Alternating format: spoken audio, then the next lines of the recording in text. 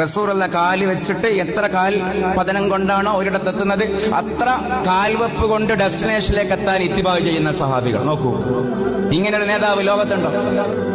അതേ ലോജിക്ക് കൊണ്ട്, സ്നേഹത്തെ ലോജിക്ക് കൊണ്ട് അളക്കാൻ കഴിയില്ല.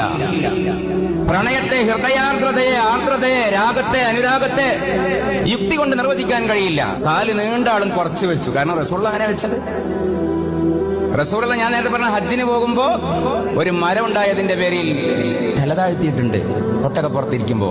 കാരണം അപ്പോ തല നേരെ വെച്ചാൽ തലേക്കെട്ട് ആ മരത്തിന്റെ കമ്പിന് കൊള്ളും. ആ മരം പിന്നീട് മുറിക്കപ്പെട്ടു. ആ മരം മുറിക്കപ്പെട്ടപ്പോ സയ്യിദിന ഉമറുൽ ഫാറൂഖിന്റെ പുത്രൻ അബ്ദുല്ലാഹി ഇബ്നു ഉമർ റളിയല്ലാഹു അൻഹു ഹജ്ജിന് പോകുമ്പോ ആ സ്ഥലത്തെത്തിയപ്പോ വാഹനപ്പുറത്തുനിന്ന് വെറുതെ തലതാത്തി. അല്ല, നിങ്ങൾക്കെന്ത് പറ്റി? നിങ്ങളെന്തിനാ ഇവിടുന്ന് തലതാത്തിയത്?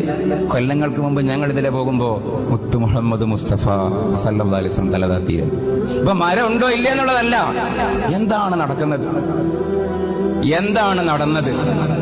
നമ്മൾ വിചാരിക്കുന്ന, നമുക്കൊരു പ്രയോഗമുണ്ടല്ലോ, അതുക്കും മീതയാണ് ഫൗഖഹു വ ഫൗഖഹു വ ഫളൻ ഫൗഖഹു മുഹമ്മദ് റസൂലുള്ളാഹി സ്വല്ലല്ലാഹു അലൈഹി വസല്ലം.